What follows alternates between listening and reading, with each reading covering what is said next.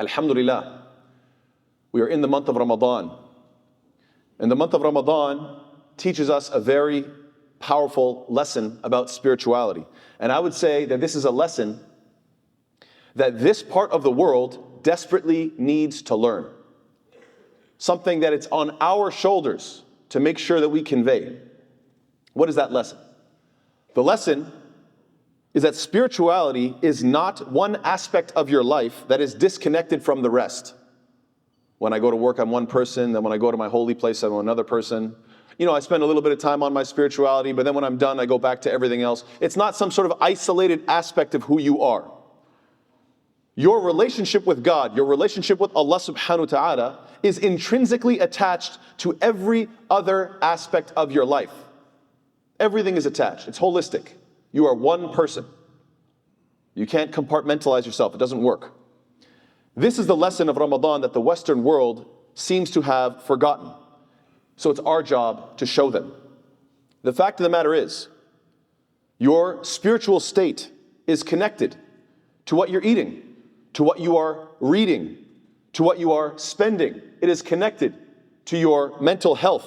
It is connected to the way that you are speaking.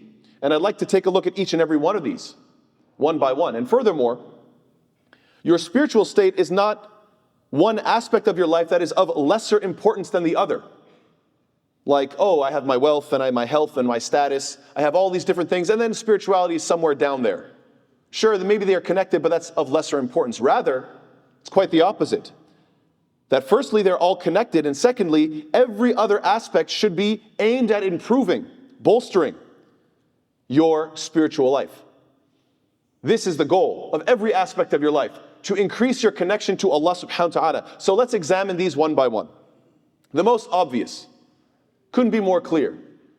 This month of spirituality begins, and immediately everybody's hungry and thirsty. If you can't get the lesson there, subhanAllah, you're not paying close attention. The fact alone that this is the month where your ruh, your spirit, is going to be improved. Day one, what should you be feeling? A little bit of hunger and thirst. Teaching you what? That if you want to connect to your Lord, embrace a bit of discomfort. Don't be the type of person who takes his blessings for granted. Accept a little bit of deprivation. Because at the end of the day, this whole world is going to be deprived from you. Everything is going to be taken away from you. And you have to accept that. So this is a little taste of that. Embrace your hunger and thirst. This is one of the first aspects that needs to be focused on. Furthermore, when you do break your fast, aren't you so much more grateful? Don't you pay attention to each bite a little bit more? Don't the flavors stand out a little bit stronger? Doesn't it taste just a little bit better? Of course it does. So another lesson here is what? Be mindful of what you eat. Be grateful for what you eat, and recognize that the day of judgment is the day of retribution. Retribution, implying what? That if your book of deeds have recorded all of the food that you have wasted, every bite that you threw into the garbage. Meanwhile, there were people in your area and around the world that were starving, that were hungry. Then just imagine all those people standing there and seeing this gigantic mound of food that you have thrown away over the span of your life. Don't you think that they're going to want to take their retribution? Don't you think you're going to be responsible in front of them? Yes. So be mindful of what you eat, and be even more mindful of what you may be wasting. May Allah protect us. What's amazing is that this is not isolated. The moment you spend less time on food, you have more free time for what? Well, Allah tells us, شَهْرُ رَمَضَانَ الَّذِي أُنزِلَ فِيهِ الْقُرْآنِ. This month of Ramadan is a month of the Qur'an. The Qur'an was sent down in this month. So now you have more free time for what? It's connected. Connected to what? More free time to read. Yes. Spend a little bit more time reading. Why? Because this is the sunnah of the Prophet ﷺ. The Prophet ﷺ tells us, إِنَّ جِبْرِيلَ كَانَ يُعَارِضُنِي الْقُرْآنِ كُلَّ سَنَةٍ مَرَّةٍ وَإِنَّهُ عَارَضَنِي الْعَامَ مَرَّتَيْنِ. Every year Jibreel alayhi salam would revise the Qur'an with me. One full time. You could say one juz a day. But this year he's done so twice. This is teaching us a few lessons. Number one, the month of Ramadan is the month of reading the Qur'an. Furthermore, don't just be satisfied that the shayateen are locked up. Yes, alhamdulillah, the shayateen are locked up. But in addition to that, I just don't want to be away from shayateen. I want to attract, I want to bring in close to me the angels. Just like the Prophet ﷺ would get closer to Jibreel and learn from him. I want to recite the Quran and bring these malaika around me. And furthermore, another lesson from this hadith is what? That as your lives progress, your relationship with the Quran should progress as well. The Prophet ﷺ is saying what? That yes, every year was one reviewing, but during the last year, it was two. So you could see a pattern here. As time's going forward, there's an increase. We should take from that as well. But that's not in isolation. Again, that's the theme I want to highlight. This reading of the Quran is not isolated. You don't just read and that's it.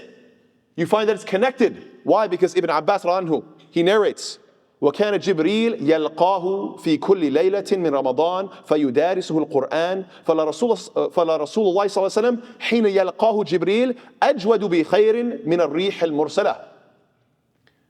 That Jibreel used to meet the Prophet ﷺ every night during Ramadan, where he would carefully study the Quran, and that is the time in which Allah's Messenger used to become more generous than the wind. We know the wind blows in the clouds, that makes it rain, that grows the crops. So subhanAllah, this description, especially for the Arabs living in the desert, when the wind blows and brings in those rain clouds so that we can have those crops, this is the most generous thing. And the Prophet ﷺ would be studying the Quran with Jibreel, and then would what? Would become even more generous. These things are connected. It's not isolated.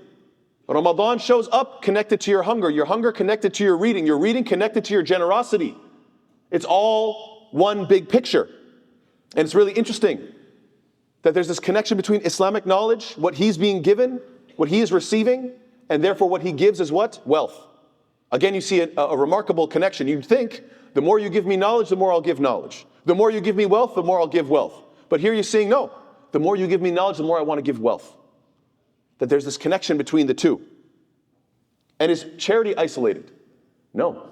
Charity isn't isolated either. It connects to other aspects of your life. A very important one, mental health. How many people suffering from depression and sadness and anxiety and all these different things?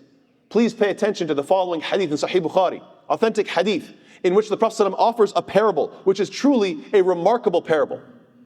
The Prophet ﷺ tells us, مثل البخيل والمنفق كمثل رجلين عليهما جبتان من حديد من ثديهما إلى تراقيهما.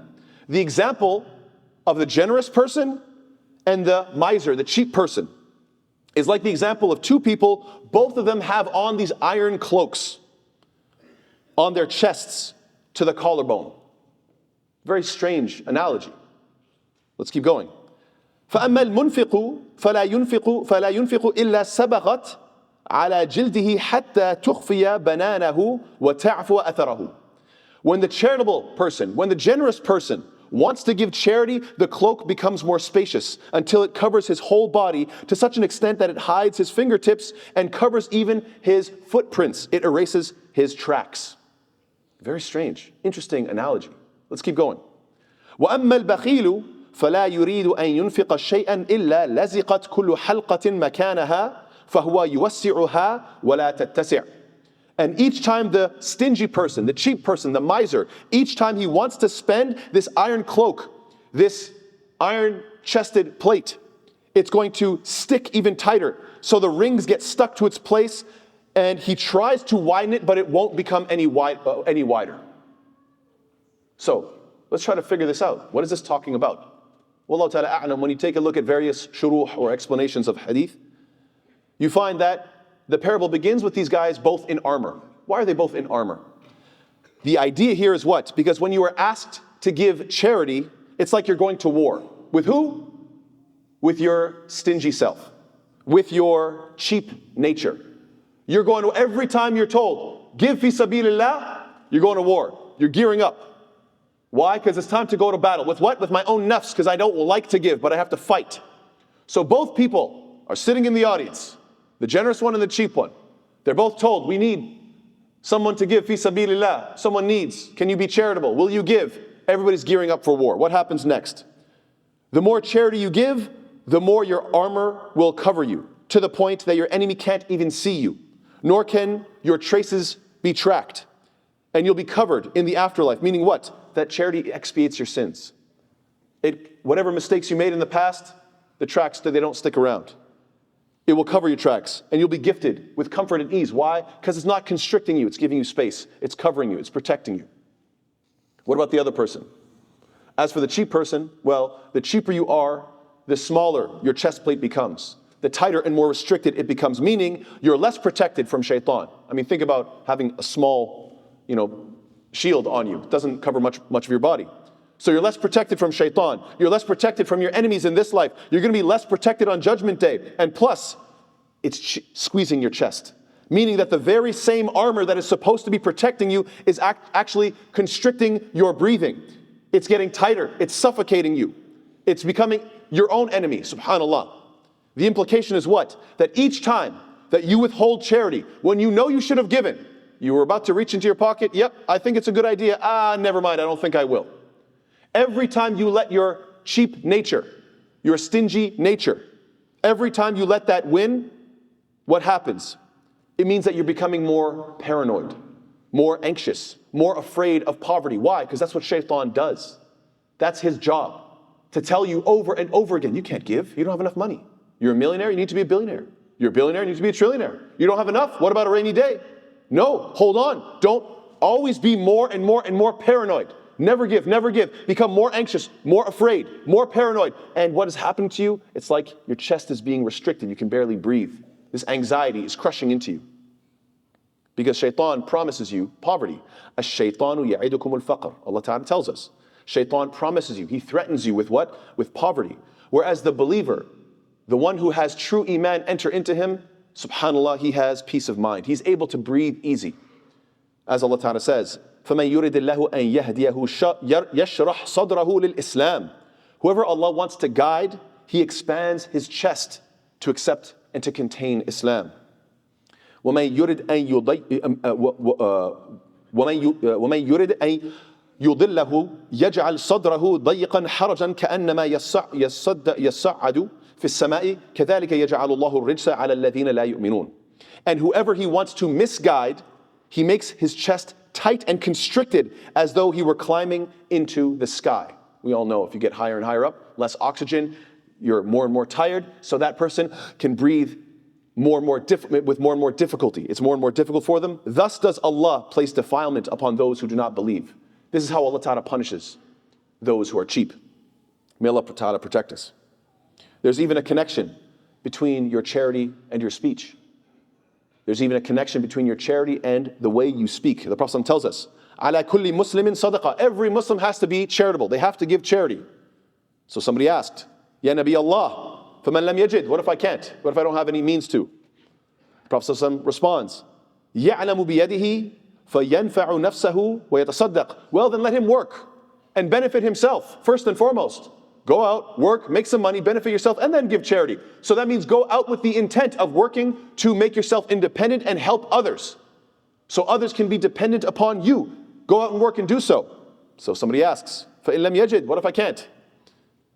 Then the Prophet tells him, يُعِينُ ذَا الْحَاجِ الْمَلْهُوفِ. Then at the very least, you should what? You should at least help out those who are in need.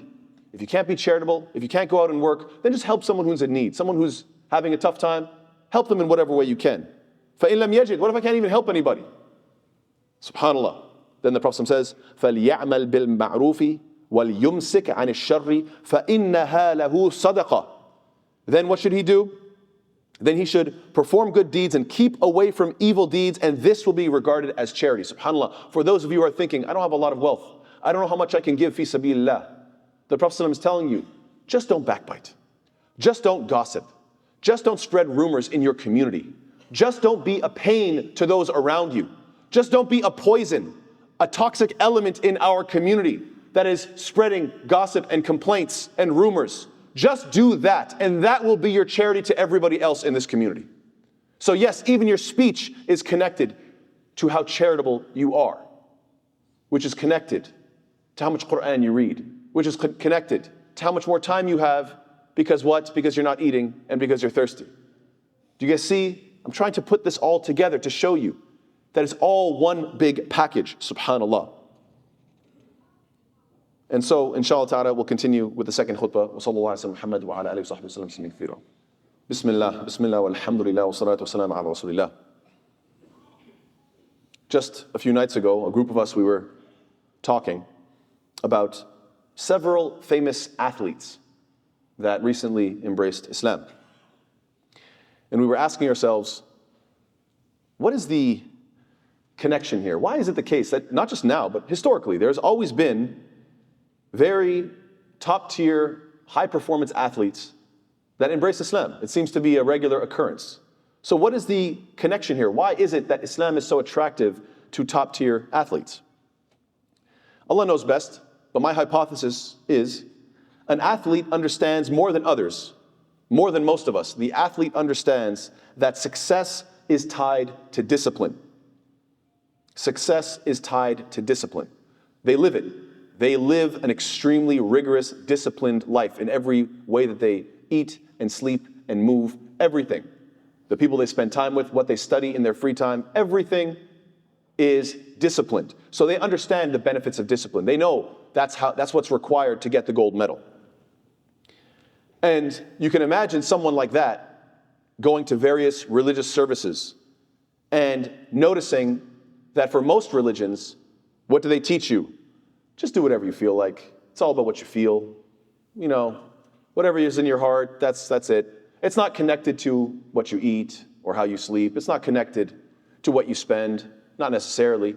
It's not so much connected to what you're reading, studying, how, all these various things. It's not connected. Just be a spiritual person. It's all just on your inside. It's all about feelings. And immediately it seems to be the case that top disciplined people, athletic people, they say to themselves, that's not the way the world works. Sorry, that just doesn't make any sense. I know how the way the world works. In order to be the best version of myself, I need to be disciplined. That's going to be true when it comes to athletics, and it's also going to be true when it comes to my connection to my Lord, my spirituality. If I want to be number one, I'm going to have to work for it. I'm going to have to outwork the competition. I want to be number one. It's very simple logic. Strive to be your best. And Islam, the more you analyze it, the more you look into Islam, the more you realize it is the best regiment. It gives you the best program. And it does help you to become the best version of yourself. So yes, we want to embrace this Ramadan, to get rid of our bad habits and recognize that just the same way the athletes train to be the best version of themselves, we want to train ourselves spiritually to be the best as well. And we want to avoid all the various industries that are trying to make you the worst version of yourselves. And we should be very well aware that these two are at odds with one another. This deen, pushing you up to be your best, and all the various addictive, evil industries that are trying to drag you down. These are enemies of one another. Recognize, for instance, that the global gaming market is valued at something close to $245.9 billion in the year 2022, and it's projected to reach the value of $682 billion by 2030. These are just some stats I found online. That's a big spike in increase. That means there's a lot of young people that are currently sitting online, wasting their lives away, getting fatter, weaker, not getting any smarter, and just addicted to video games. And it's all projected to what? Keep on increasing. We want more of your children. It's not enough. More hours, more kids. Stick them in front of that screen. Just play these video games. This is a booming industry, keeps on going up. It's a big spike. Meanwhile, with estimates of about 100 to 110 billion, the heroin industry, 110 to 130 billion for the cocaine industry, 75 billion for the cannabis industry, 60 billion for the synthetic drug industry, the probable global figure for the total illicit drug industry would approximate $360 billion. That's a lot of money. And guess who's not part of that? Us, alhamdulillah. I'll get back to that in a second. What about the global sex trade? $120 billion both on and offline. That's how much it is globally, according to these online stats. Obviously, these things are just estimates. In terms of the global gambling market, it's estimated at $1 trillion in the year 2022 and projected to go to $1.4 trillion by 2030. Again, gambling on the way up. What about the alcohol beverages market? Its size was valued at $1,949.2 billion, basically $2 trillion in the year 2021. $2 trillion market for alcohol. All of which, what do we do in the month of Ramadan? Inshallah, all your lives, But especially in the month of Ramadan, all this is going down. What about riba? Interest-based loans through the banking system. I don't even know. You guys can look that up yourselves. I'm sure it's probably all of it combined. So I want to ask some very basic questions. And I want us all to think about the answers. These are really simple questions. Number one, do you think that these industries pay attention to global trends? Of course they do. No doubt. That's their business. That's their money.